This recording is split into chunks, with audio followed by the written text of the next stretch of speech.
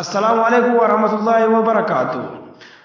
Walaloo qabaa walaloon tiyya akkas jetti waa'ee cabiisa oromoo walloo jetti. Kayyaa ilmaa walloo kan raffe dammaqsii qeeroo wali jaarii tokkummaan fininsi. Nafteenyaan nurra jirtu qoqqee qabii baasii hattuu fayyaa laalattuu ofirraa fageessii tokkummaadhaan ka'ii mirga kee eegsisi. Dimokiraasii haqaa iddaan gajjabeessii abbaa biyyummaa kee diina garaa gubii hojiin agarsiisi. Maltaane ageerroo qeerroo walloo keessaa bara dhufaa darbaa gabrummaadhaan teessaa mee seenaa qoradhu waan taate kaleessaa jaarraa furguutuu gabrummaadhaan teessaa.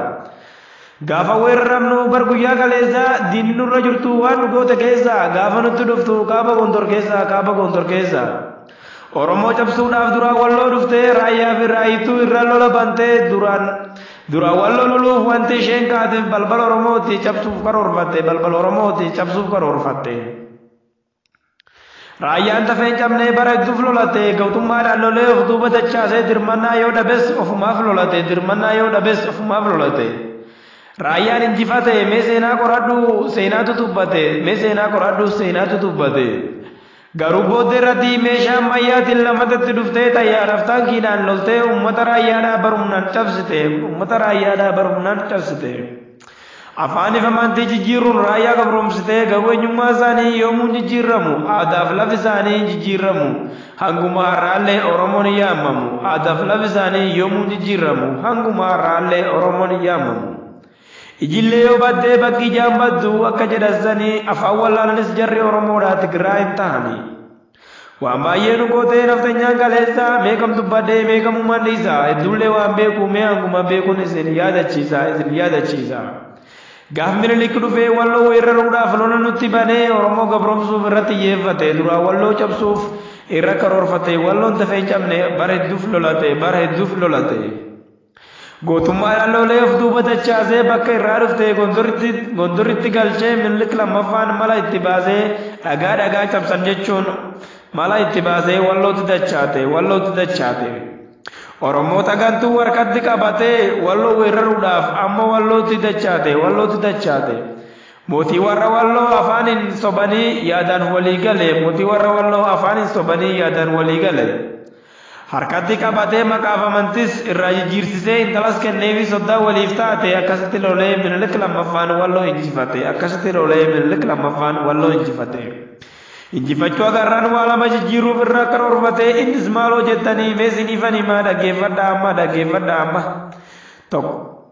Tokkoffaan afaanii lammaffaan amantii seera kana tumee uummata gabbaasee furanu jechuun uummati mormitti dhiyeesse. Hifuratan jechuun bagiddeetaa hig jechuun waraana leenjisee uummata gadhiisee magaalaa tasee borumeedhaa bakka jedhamtutti uummata waliin waamee gaafiitti dhiyeesse. Afaan immoo amantii kam jijjiirtan jechuun gaafiitti dhiyeesse. Uumaan jijjiirrannu jechuun uummanni mormitti dhiyeesse waraanatti waamee uummata harka qullaa kumaatama hedduu achi fichisiise. Kan lubbuudhaan hafes amantii dadhabus afaan jijjiirsisee kaan biyyarraa baasee biyya qullaa dhiisee nafteenyaa gondorii fidee qubachiise. Kan achitti hafes afaan jijjiirsisee afaaniif amantii jijjiiramus aadaaf maqaan lafa isaanii yoomuu jijjiiramu wangumaarraallee Oromoon yaamamu. Qunceen muka biraan taatu Oromummaa dhiisnee Habashaan himannu. Yoomuu Oromoodhaa afaan jijjiiramus seelii dhiiga keenyaa yoomuu jijjiiramu.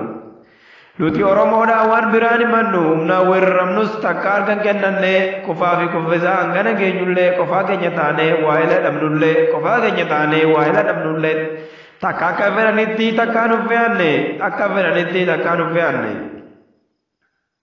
Baatee fi qamisee hanga sanbateetti Oromoo dubbannaa yoom gadi dhiifne nuti. Afaaniif amantiis keenya tikfannee takkaa gadi hin jenne nun hin injifanne takkaa gadi jennee jarri nun injifanne. Siyaasaan nu mootus qawwee nu cabsine ni galateeffanna gootuwwan keenya kan kanaan nu ga'e irra wareegame. Har'as keessa jirraa nurraa waan dhaabbanne nu cabsuudhaaf jecha bara dhufaaf darbaa takkaa jarri rafne. har'as jirra jedhaa qeerroo fi qeerritti harka wal qabannee xumuratti goona gabrummaa bareedduu dhalootarraa kaafna gabrummaa bareedduu dhalootarraa kaafna.